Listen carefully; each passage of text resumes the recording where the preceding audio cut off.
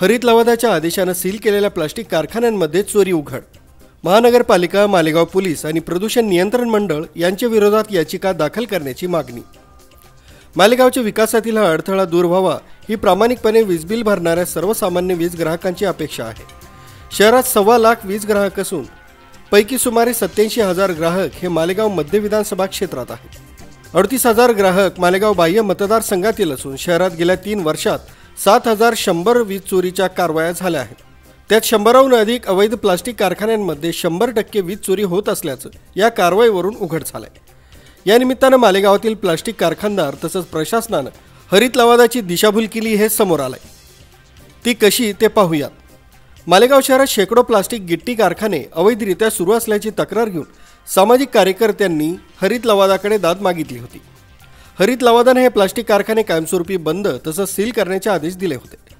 2021 मध्ये महाराष्ट्र प्रदूषण नियंत्रण मंडळ, मालेगाव महानगरपालिका तसंच मालेगाव पोलीस यांनी संयुक्तपणे कारवाई करीत हे कारखाने सील केले होते।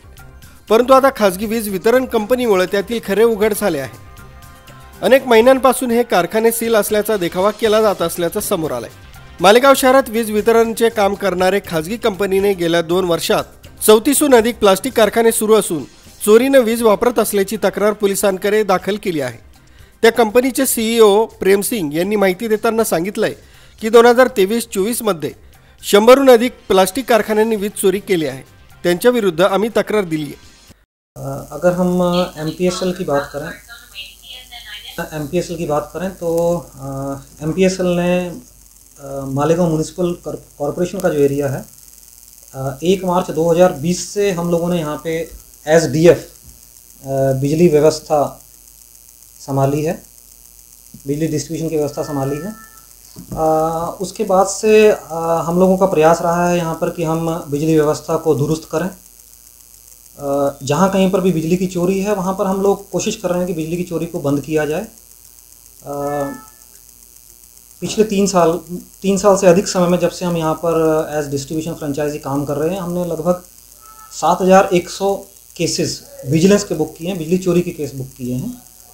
अगर हम चोरी की बात करते हैं तो 2022-23 का मतलब जो कि हमारा 31 मार्च 2023 को जो साल ख़त्म हुआ है, उस साल में हमारी 1285 मिलियन यूनिट की हमने खरीदी की थी और 782 मिलियन यूनिट की हमने सेल की है। तो हमारा 503 मिलियन यूनिट का मतलब ये हुआ कि 50 करोड़ यूनिट की बिजली की चोरी थी, लॉस था हमें।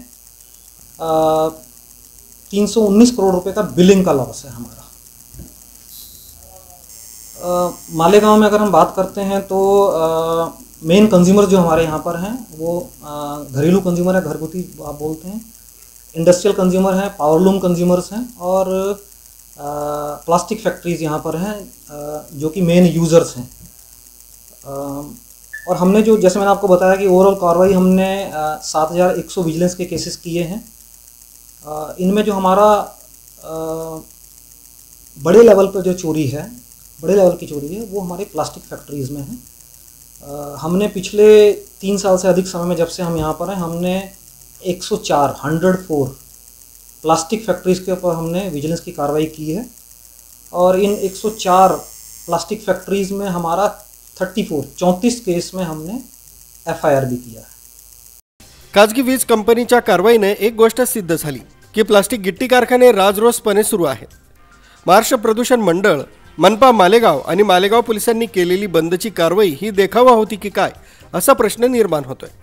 राजरोसपणे वीज चोरी करून हरित लवादाच्या आदेशाचं उल्लंघन होत असेल तर आदेशाचं पालन करणारे महानगरपालिका, मालेगाव पोलीस आणि प्रदूषण नियंत्रण मंडळ यांच्या विरोधात याचिका दाखल झाली पाहिजे अशी मागणी सामाजिक कार्यकर्त्यांनी केली। मालेगाव शहरातील प्रदूषणाच्या संदर्भात राष्ट्रीय हरित लवादाकडे ॲडव्होकेट युसूफ अब्दुल्ला यांनी मालेगाव ग्रीन ड्राईव्हच्या माध्यमातून एक याचिका दाखल केली होती। त्यावेळेस मालेगाव शहरातील प्लास्टिक कारखान्यांवर पूर्णतः बंदी घालण्यात आलेली होती। प्लास्टिक गिट्टी कारखाने बंद करण्याबाबत मालेगाव महानगरपालिका, महाराष्ट्र राज्य प्रदूषण नियंत्रण मंडळ, राष्ट्रीय हरित लवाद यांनी याबाबत एक हमीपत्र दिलं होतं आणि त्यानुसार मालेगाव शहरातली प्लास्टिकचे गिट्टी कारखाने हे बंद करण्यात आले आहेत असं त्यांनी राष्ट्रीय हरित लवादाला कळवलेलं आहे। असे असताना आज मालेगाव महानगरपालिकेच्या हद्दीमध्ये जे वीज वितरणाचं काम करते अशी जी कंपनी आहे MPCL Malegaon power supply limited company, या कंपनीच्या एका बातमीमध्ये असं म्हणण्यात आलं आहे की 315 कोटी रुपयाची वीज चोरी व वीज गळती या मालेगाव शहरात झालेली आहे। मग त्यांनी त्याच्यात म्हटलं आहे की 100पेक्षा जास्त प्लास्टिक गिट्टी कारखान्यांमध्ये विजेची चोरी करून वापर केला जातो। जर असं असेल तर मालेगाव महानगरपालिका, महाराष्ट्र राज्य प्रदूषण नियंत्रण मंडळ, केंद्रीय प्रदूषण नियंत्रण मंडळ हे मालेगाव शहराच्या नागरिकांची राष्ट्रीय हरित लवादाची व महाराष्ट्र सरकार व केंद्र लोकसंख्येच्या तुलनेत झालेली राज्यातील ही सर्वात मोठी कारवाई आहे। मालेगाव पॉवर सप्लाय कंपनी सध्या दिवसाला 1 केस दाखल करीत आहे। वीज चोरी विरोधात कारवाई करण्यासाठी जाणाऱ्या कर्मचाऱ्यांना धमकवण्याचे, मारहाण करण्याचे तसंच शिवीगाळ करण्याचे अनेक प्रसंग घडल्याने कर्मचाऱ्यांमध्ये भीतीचं वातावरण आहे। मालेगाव शहरातील वीज चोरीचं प्रमाण हे तब्बल 40% आहे। News bureau, Kasba update, Malegaon.